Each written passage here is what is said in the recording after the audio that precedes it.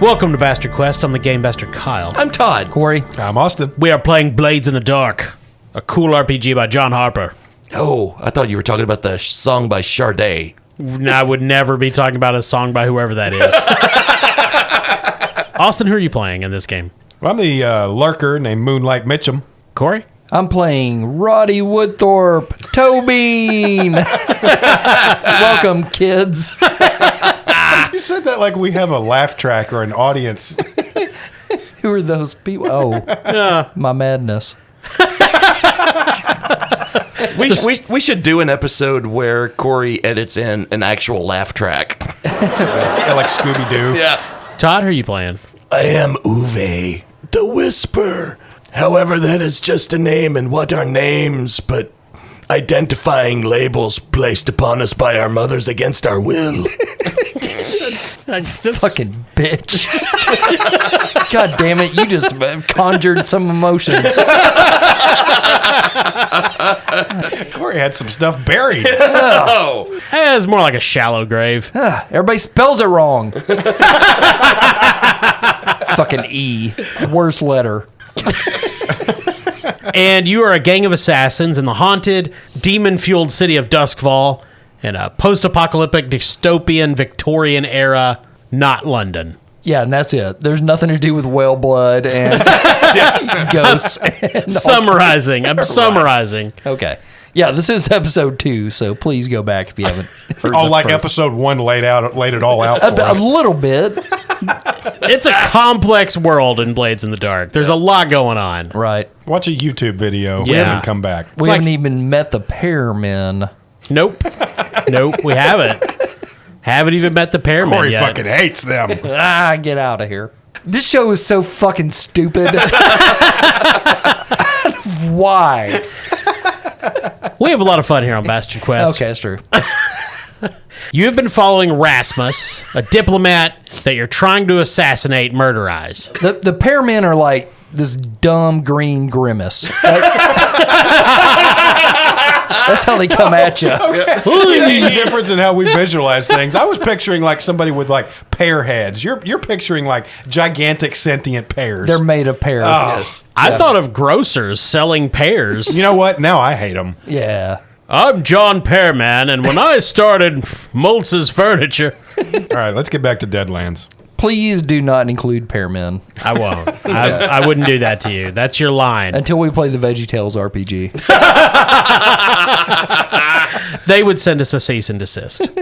They would. We'd get it directly from Christ. Oh my God, if we play Marvel again, I'm going to be Bible Man. Oh, Jesus. Willie Ames would fuck you up. Corey, you're right. This show is stupid. I don't like it. Okay. Rasmus, your target, has just passed through a military checkpoint to get onto a very long bridge to cross from the hub of the city to White Crown, an island just off the coast where all the rich and powerful people live. You have a poor reputation on White Crown, and you suspect you might have some trouble getting past the military checkpoint. In fact, you know you will. Even people in high standing that don't live in White Crown have difficulty getting into it. All right, so the lay of the land is Mitchum, myself, is still up on the rooftops looking out over. Uwe has yet to reveal his position at all, and Tobin is... it's charming. Tobin is following and coming up on the bridge right now, correct? That's right. All right. Is there any possible way to communicate with each other from a distance in this world? We don't have the technology for like earwigs, right? No, you could shout. You could hand signal. Okay. You could have made some sort of crude communication device with a tin can and a string, All right. like street children. Just making sure. I think we can work around that. So, do you guys, first of all, have any real-time ideas for getting around it? Because I have a flashback in mind for solving this problem, but I won't do it yet until we hear from y'all. I do, because we're in good with the gondoliers of this city. You are. That's true. Yeah. I would imagine we would have already been in contact with them. If we're assassins, we planned out this assassination fairly well, I would imagine. Yes, one of the conceits of Blades in the Dark is that even though we as humans have no idea how this score is going to work, and we haven't figured out what your plan is, we assume your characters are competent, good assassins, and they know what they're doing. Okay. We're the players, but we're also the audience watching it unfold. So in terms of Austin's question, do you have a way to communicate? Like, you don't need to have your characters communicate. You guys can communicate as players, and then we'll just assume your characters talked about this previously. Right. Okay. Because we're badass. Because you're badass. Yeah. Yeah. Now, if you want to set up something like setting up like there's a gondolier waiting for us, that would need to be a game mechanic specifically called a flashback. Okay. Flashback, we haven't talked about this yet. A flashback is basically a break in the action where any one of us can, at any time, basically narrate how we were unusually prepared for this particular turn of events. Yeah. And that can involve other characters. It can involve us as players collaborating. But how far-fetched the flashback is what determines how much stress it puts on us. So in the same way that we can push ourselves to get bonus die for actions, we can also add stress in order to basically flash back to a time when we were unusually proactive. Stress basically being hit points in this game. That's right. Yeah. So I'd like to flash back to when my mother was naming me. Okay. Tobin. No, that's his name he chose for himself. Oh. To get rid of Roddy Woodthorpe. Okay. Well, then since either one is going to have to flash back to make it happen, we can just pick. So my idea was that as one of his shady friends, Mitchum has Rosalind Kellis, who is a noble. And my thought was that we would just have, as a contingency, plan to have her wait at the bridge in case we had to get into the island somehow. Okay, does it specify what kind of noble she is and where she has her money and all that stuff? Because we could say she's a noble who runs the water taxis of the city. It does not. So we could do something like that. Like, we've already contacted her, like, have a gondolier every 10 feet. I'm saying if we manage to have a contact from White Crown waiting for us on the bridge, we don't have to circumnavigate the bridge at all. Oh, okay. We could have her escort us across. Okay. I also like the gondolier's idea because that's a way to remain stealthy the entire time instead of having people seeing us get onto the island. So, Kyle, I am all for leaving it up to you, basically telling us which one would cost us more stress, and then we might make the decision that way. Probably the gondolier. I would charge you 1 stress for the gondoliers because you have a positive relationship for them. Okay. And 2 for Rosalind. And the reason being is the gondoliers will get you to the island, but you're still not there officially, so that could cause problems. If Rosalind gets you onto White Crown, you're essentially would be able to move around relatively freely, obviously as long as you don't break into somebody's house or something. Whereas the gondoliers, you're not there in any official capacity. If you get stopped by Bluecoats, you're going to have an issue. Right. Okay. So can we also say that the gondoliers will refrain from singing the whole way over loudly? They will, but that costs 7 stress. Here we come to kill, sneaking across the bay. Italia! Italy. Yeah, sorry, my boy. All right. So I'm fine using the gondoliers just because that will cost less stress. I'm fine not being there officially and having to remain undercover the entire time. Okay. I agree because one thing about Uwe, his look, he has the eyes wide shut mask in the visage of Empty Nest lead Richard Mulligan. So he looks like a rich sex freak anyway. So I think he blends in perfectly with the society. Ah, I see. That's what I was thinking. Kyle thinks you should go out in public and try it. Corey, so you're going to spend a stress with the gondoliers, right? I guess I have to. Okay. So you spend a stress, and then you narrate a short scene of how you make sure the gondoliers are going to be there. Just it doesn't have to be much, but Okay. So earlier that day, Roddy Woodthorpe and his gondolier pals, What's their names? Chico, Neek, and Philmon. okay. What the ever-loving fuck? None of those are Patreon members. Apologies.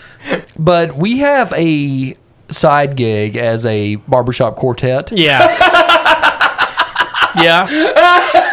Yeah. but the kind that floats. Sure. Oh, yeah. Yeah. Obviously. You have a little bar, a little raft more. Glad I Sure. haven't taken a drink of my beer yet. And there's a barge next to us where you can get your hair cut. Yeah, that's a given. Yeah. They cut the hair into the water. to attract the whales. Right. Yeah.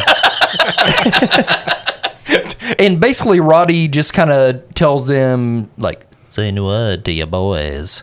We might need to get across water areas tonight. Yeah, so we see Rasmus. He's walking across this long bridge to White Crown, and like the camera's coming from the north, and we see Rasmus, and then it passes over the bridge, and in the channel is a gondolier with Tobin and Mitchum on it. We still don't know where Uwe is.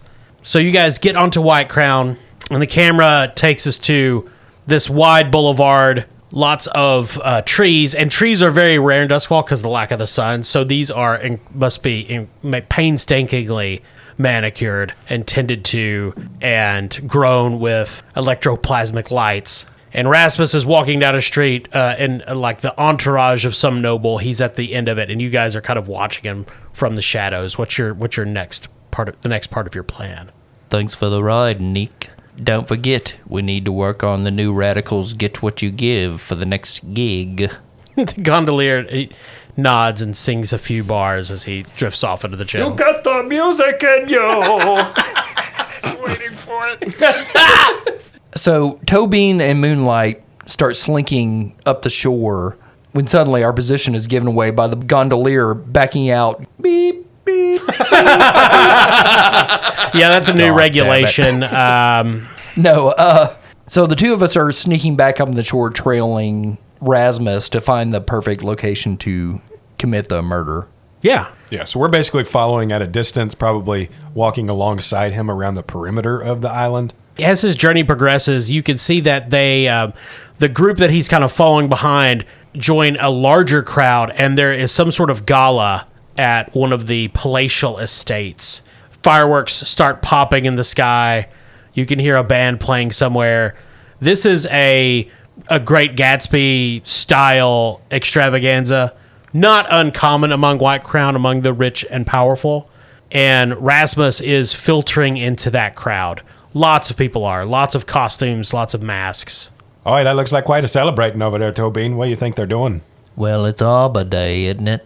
Aye, that's a good point. I didn't think about that. Yeah, they're celebrating the plants and such. Maybe the rich uns care more about that than we do. You do see a large banner that says, "Welcome to Arbor Day." Have you fucked a tree lately?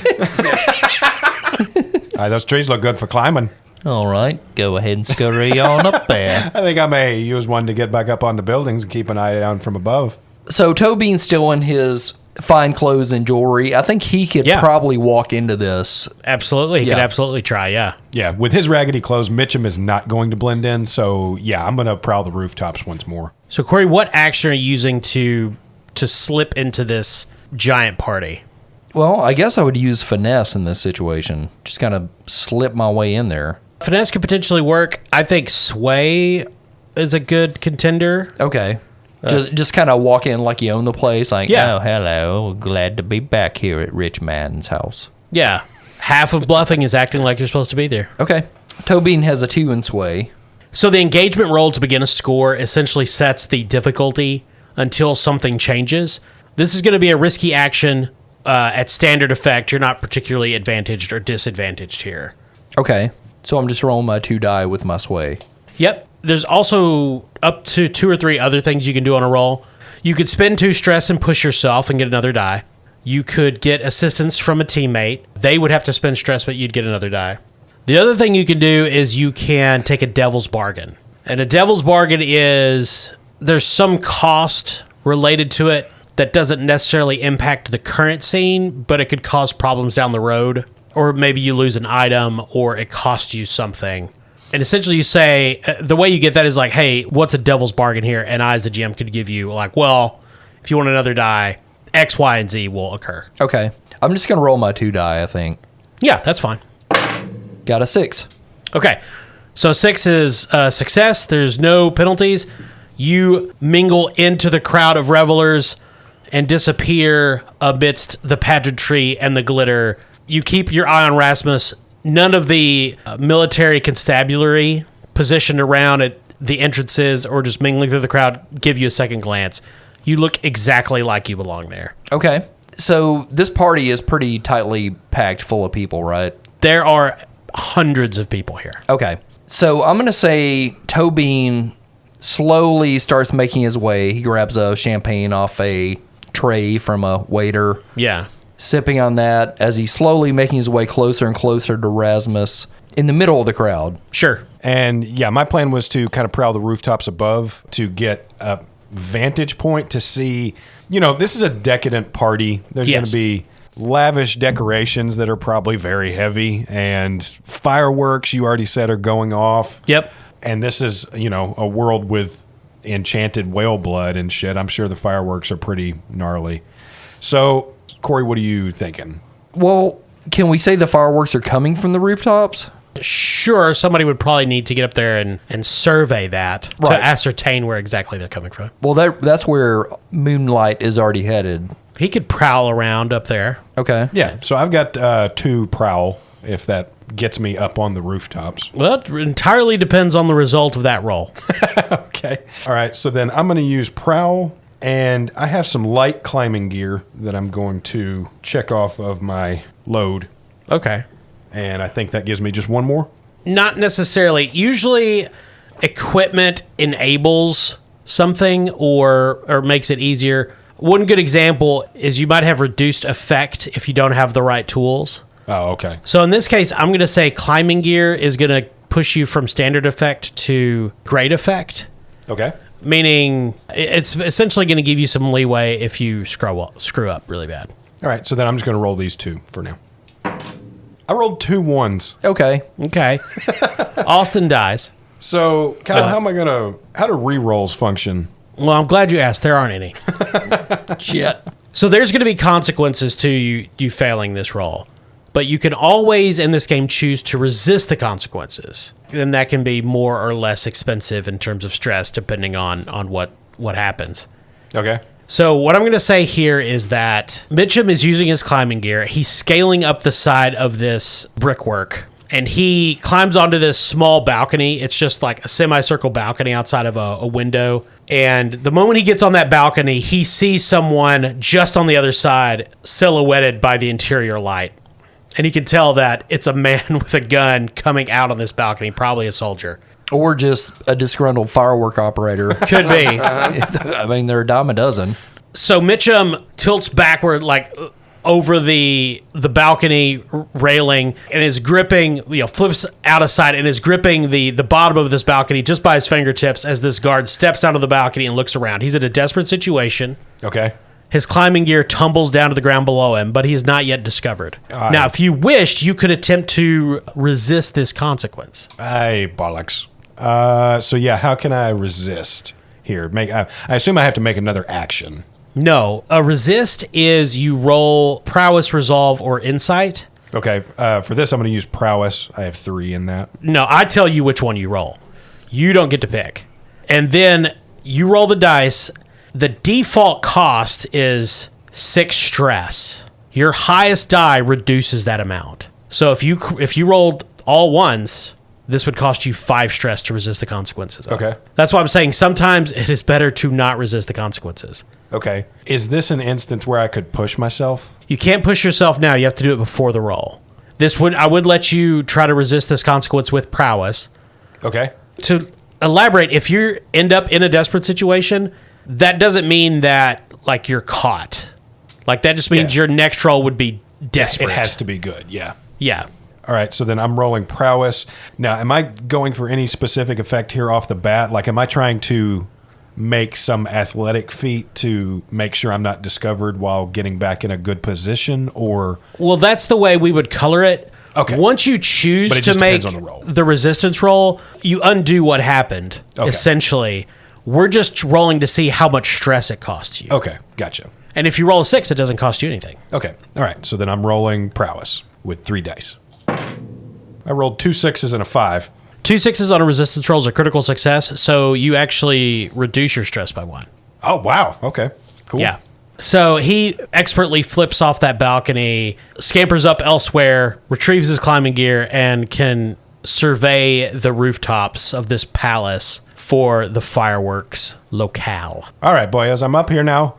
I got no survey, but I'm going to take a look around and see if I can find where these fireworks are coming from. I can't hear you down here. Yeah, I'm really just talking to myself. So since you have no survey, you'd have to roll 2 dice and take the lowest. So this is a good situation for either pushing yourself or taking a devil's bargain, or perhaps both. Yeah, I'll push myself. Okay, so that's 2 stress. Yep, I've got it to spare. So that gives you 1 die. Okay.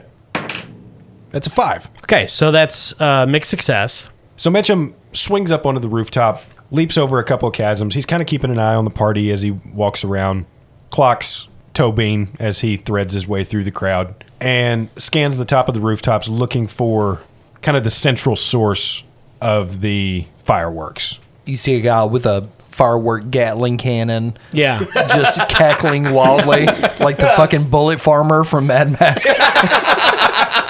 Just firing blindfolded into the air. There's a flat part of the roof, some sort of platform that they've built, and there's a trio of men lighting fireworks. You watch as one just zips into the air. One of the men? Yep. It's the Rocketeer. It was a misplaced firework. This is Acme on it. Hooked to his belt. Yeah, he's almost certainly dead now. No, firework zips into the air. This brilliant explosion of light illuminates the whole rooftop. You see 2 hobbits hiding in a tent. Outside, this is your idea. It is in the ground. You're figuring out how you're going to make your move, and then you notice just in the corner of your eye, you see the illuminated tip of a cigarette on the eave of a roof nearby, and it's a soldier smoking while he basically watches over this with a gun on his lap. Anything that would happen on the fireworks platform is in clear view of this heavily armed and no doubt well-trained man. In reaction to that, now I'm not sure if this is possible, Kyle, but whenever I push myself, I have a special ability as a lurk called the Devil's Footsteps. Uh-huh. When you push yourself, you can choose one of the following additional benefits. Perform a feat of athletics that verges on the superhuman, or maneuver to confuse your enemies so that they mistakenly attack each other. Now, I'm just going mostly for the confusion part here, but can we say that in navigating my way around the rooftops, I do some sort of maneuver where Mitchum kind of swings around this little tower and makes not enough noise to outright sound an alarm, but enough noise to make the guard go and check that area, giving me kind of a brief window to get onto the fireworks platform. You could, if the existence of the guard was not a result of your mixed success. Okay, so then for this round, we'll just make sure Mitchum kind of climbs up that opposite side of the tower where the guard is stationed and is kind of watching from above him. Okay. And we might be able to make some moves later, but for now, I'm going to be having to work around him. All right. So what happens after that? So Tobin is now mere feet from Rasmus. Yes. He casually walks up to him, taps him on the shoulder, and when Rasmus turns around, Tobin hands him an egg. Aye, the signal. Rasmus turns, takes the egg. His sapphire eyes widen. And Tobin says, "Cluck, cluck," and starts walking away. You hear a bewildered goose?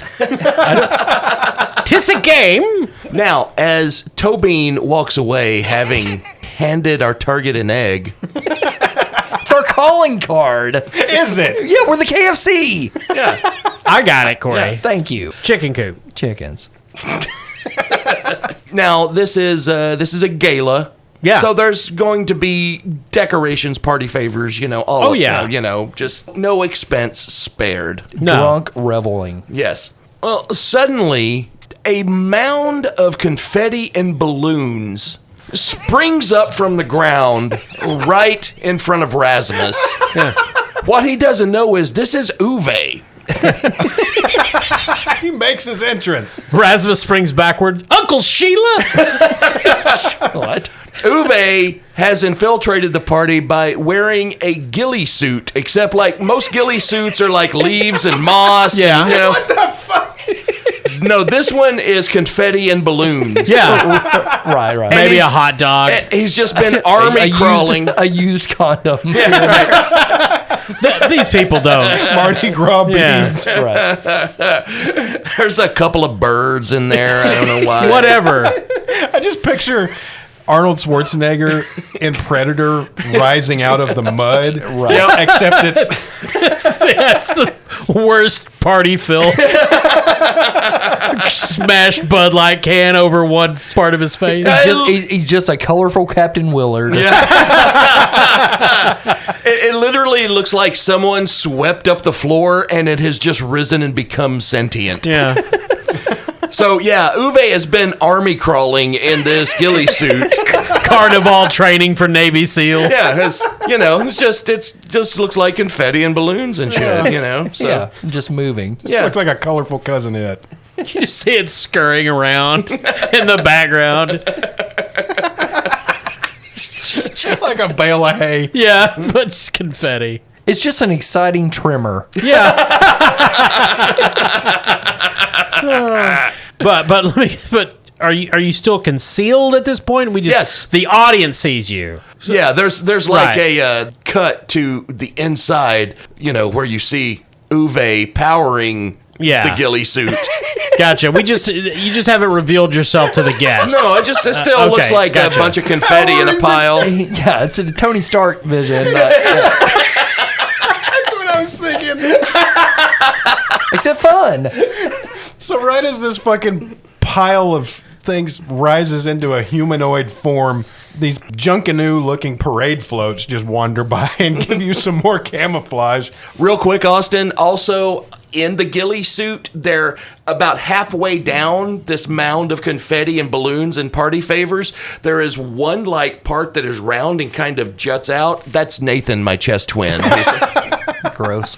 So seeing that Uwe is in position, and now that Tobin has given him the egg, obviously that's the signal to put our entire plan into motion. Clearly, that's the signal. Well, it's a Fabergé egg. Oh, No, it isn't. expensive hit. Yeah, for sure. When they see the glistening white egg, that is Yeah. kill time. Yeah. Mitchum is going to snag his grappling hook on the edge of the roof and swing down like a pendulum and knock this guard off of his balcony perch into the fireworks platform below, Okay. so that it will look like this guard has just stumbled from his post and smashed the fireworks platform, where the ensuing blasts will go everywhere, not just in one specific area. Into the crowd, even. Yeah. Anybody could die. And will give us enough cover for Uwe to strike. Yes, because Uwe, as part of his load, has a pistol that is at the ready to fire whenever a firework slams into the crowd. Yeah. And then, it's just another firework death. Yeah, happens all the time. Yep. All right, Austin, what action are you using for this? This is too combat focused to be prowl, I'm assuming. I mean, this is more physicality than combat. You're not necessarily attacking the guard with the intent to knock him out. You're just trying to push his body in a specific direction, right? Okay, well, I'll happily use prowl in this. Yeah, this I scenario. think this is clearly prowl. Okay, and this time I'm definitely going to push myself. Okay, well, that's good, because otherwise your effect was going to be limited. Okay. Because you're trying to push a guard into a stand of fireworks to make them Rube Goldberg into the crowd. Pushing yourself is going to be required to get that at a standard effect. Well, I've got a little bit of equipment at the ready to make sure that plan goes off correctly. You have guard kicking into the firework display equipment? No, but once he falls down into them, I have demolition gear, and I'm going to mold up a little charge and just toss it down into the platform below. Well, see, I don't see it as about the fireworks going off. It's more of making sure the fireworks go in a specific direction.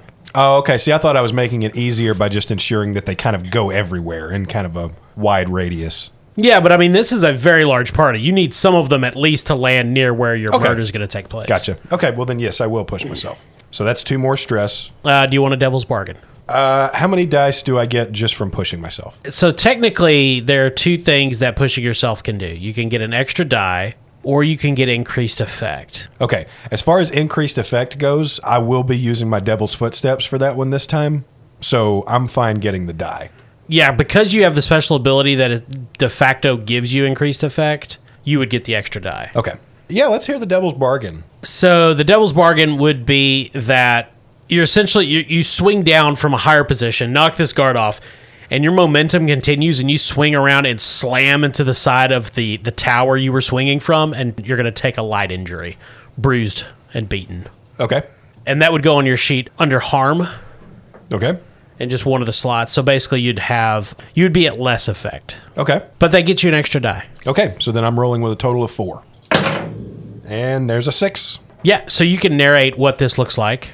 I'm going to use the Devil's Footsteps ability to make sure that this action not only confuses the guard who never sees me coming, but also confuses the men firing off the pyrotechnics, because when they look up and see this guard falling toward them, they just drop their fireworks, and they happen to all drop them facing the crowd.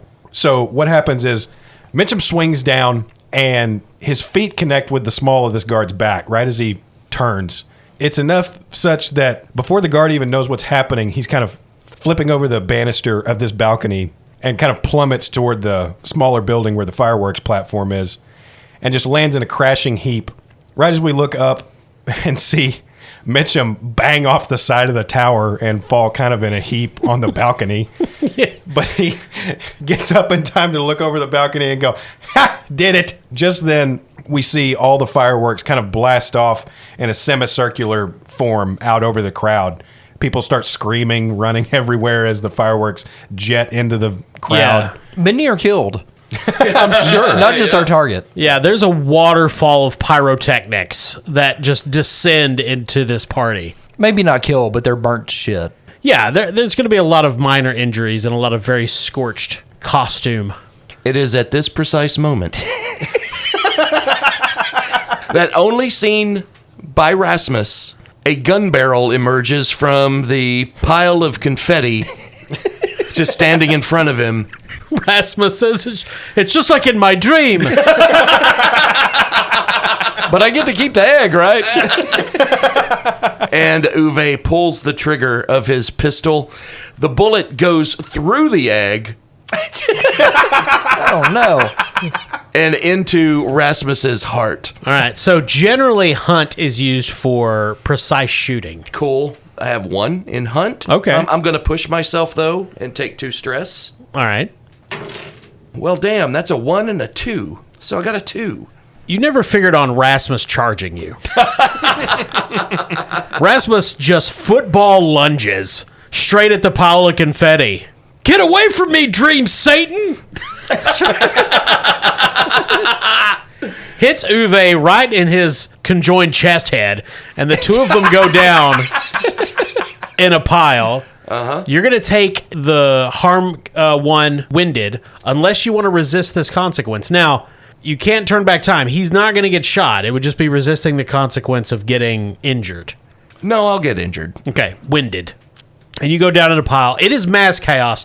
There's smoke everywhere. Fortunately for you, nobody can really see anything. And he hit you before your gun went off, so there's not a gunshot anywhere. Fireworks are still going off, though. People are screaming. Soldiers are yelling, trying to get some order to this chaos. For all intents and purposes, if anybody looks in Rasmus's direction, it looks like he's just laying on top of a big pile of confetti, correct? Yeah, you and Rasmus wrestling around on the ground, no one has noticed it yet because there's too much carnage.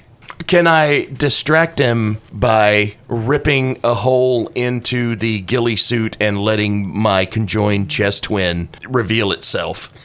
You could attempt to distract him. There's just so much going on right now. It might take him it might not sink in what he's seeing because he's just in pure fight mode right now. Okay. But there, you have other comrades, though.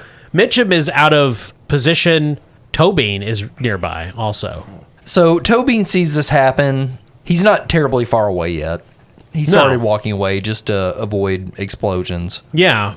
I don't know how he did, but he's probably a little burnt here and there. Sure. But he walks over. Rasmus is on top of Uwe, correct? Yeah, they're wrestling around. Okay.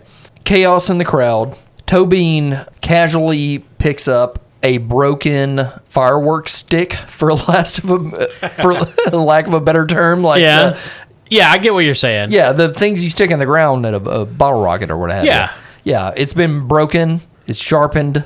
Yeah, it's wood. He walks up behind Rasmus, does another tap, says, "Told you to get clucked," and shoves it through the back of his neck.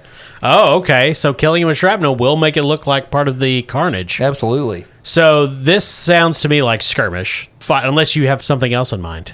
Okay, so the teamwork section on here Yeah. has assist a teammate, lead a group action, protect a teammate, and set up a teammate.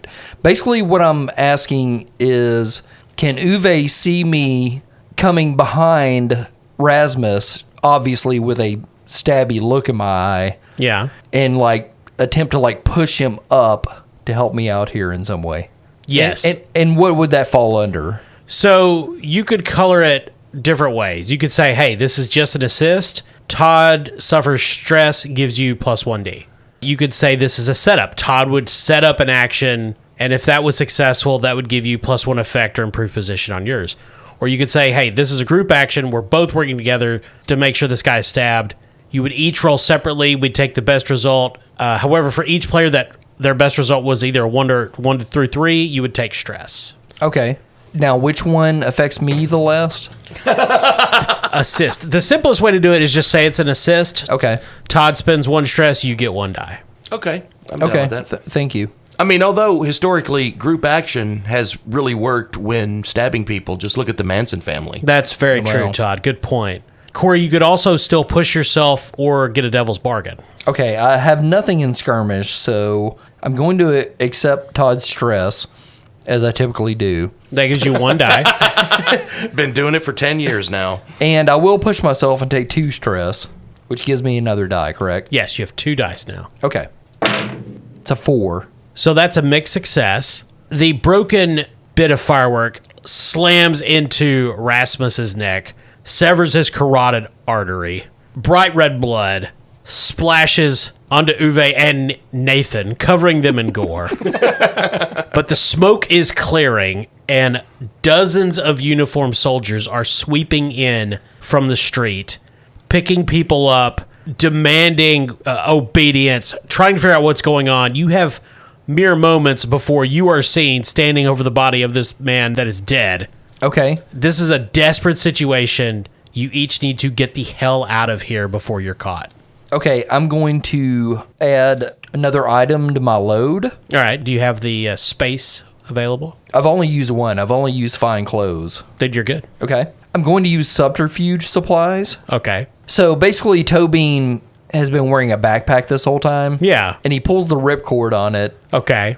and inside is revealed, very tightly compact, a shitload of chicken feathers. And So there's just this poof. with a fan